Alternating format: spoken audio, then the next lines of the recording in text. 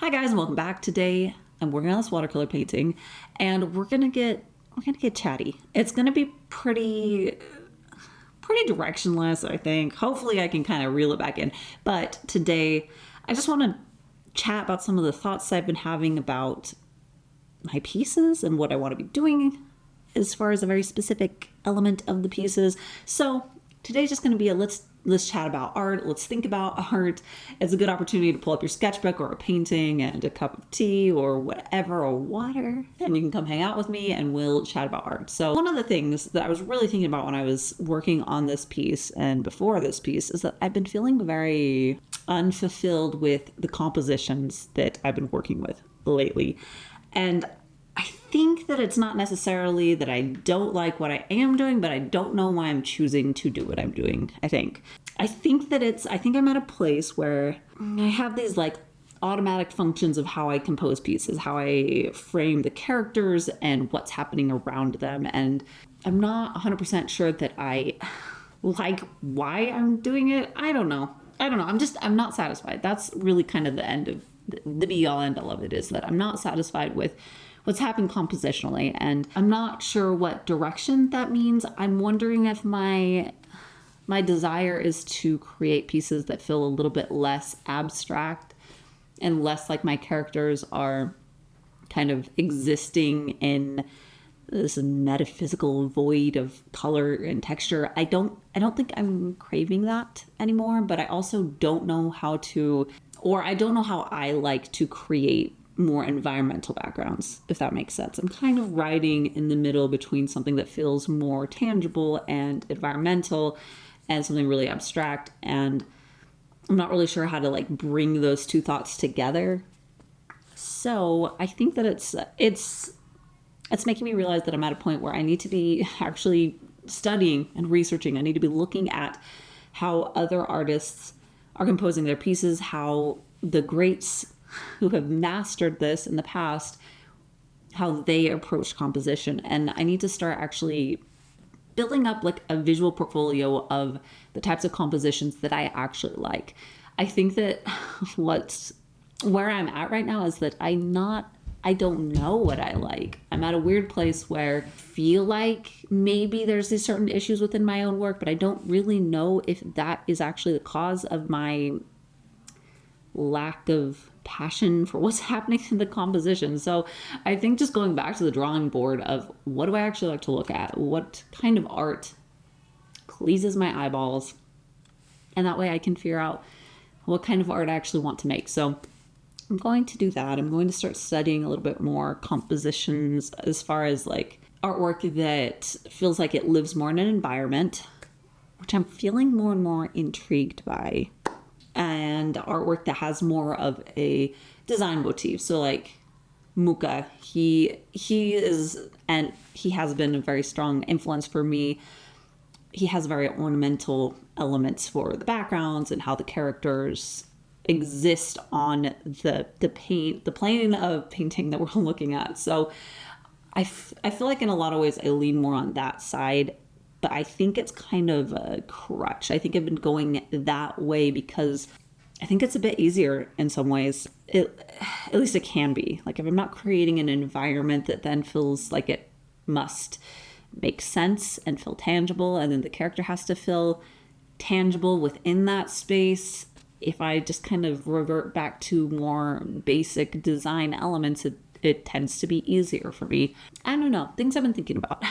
And I think really the biggest takeaway is just sometimes I feel general displeasure with my work, and the answer isn't usually for me looking at my art more. It's looking at other art, looking at nature, looking at the world, and then interpreting that back and coming back to my artwork, and then looking at my art and seeing where are those missing pieces, what's not satisfying.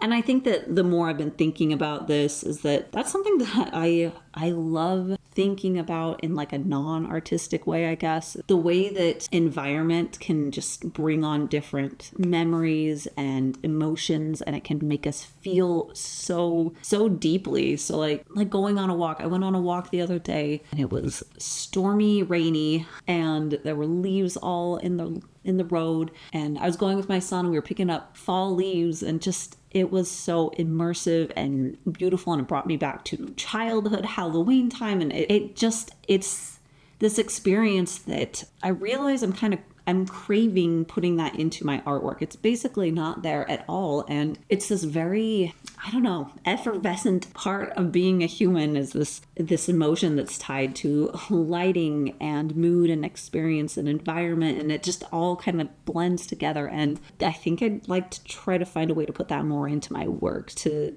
rely less on just like graphic compositions and more on emotion and light and feeling. I don't know. I haven't figured out how to actually make that a reality yet. It's just things I'm thinking about, things that I'm studying, things that I'm paying attention to. And this piece is a little bit of the it's like my first attempts without actually doing any research or planning or really anything. But I attempted to create more of like a window into a world, and I don't think it's successful in that way, but where we have the character and she's sitting on this ledge that is not well defined, but then there's a character behind her. There's just a little bit more layer to it. There's a little bit more story to it. And the colors that I chose, I was trying to emulate that right on the cusp of fall time, where there's still green grass, there's still green leaves, but some trees are changing. So I went with this olivey green color for the background around the character, and then I had the oranges within, and it's just, there were thoughts that I had as far as like trying to take that very specific memory and feeling and thought of fall time and then transferring it into this piece. And I would not say that this was successful in that it like achieved what I'm yearning for, but I do think that it was like successful in putting me in that path of reminding me of, I don't know, what I'd like to be painting, and that I can try something new and see how it plays out, and I can play with things and explore it that way. And yeah, I did have a lot of fun with this piece in that it felt very different to me, and I have been kind of craving that a lot. I've been feeling the desire to try different things because I kind of gone into autopilot. I want to explore. I want to play with my work. I want to have fun. And this felt more fun than not. So I think that was a success. So some maybe more practical thoughts that I had with this piece is that now that I've been doing a bit less watercolors, or a lot less watercolors than I had maybe a year ago, I've been trying to make sure that the colors that I'm choosing when I paint are like my tried and true, my pigments that I know really well. I made the mistake early on after I had this shift in how I was able to allocate time to paint, whatever. Anyways, when I wasn't able to paint with watercolors for a while and I came back to it, I tried painting with just like because I have a decent sized collection of watercolor paints that I've gathered over the years. And I have some that I use all the time that I really understand well, and I have some that I don't, or I know I don't particularly like. I don't like how they layer, they just don't work great for me, or they're ones that I'm just not familiar with. And I came back and I created a painting that I was just kind of randomly pulling from my set of watercolors, and it was such a struggle. It was a slog. I was frustrated, and that is when it really cemented that while I'm in this kind of sparse watercolor season, I need to stick to the things that I know work well. That way I can really enjoy the parts of watercolor that I enjoy.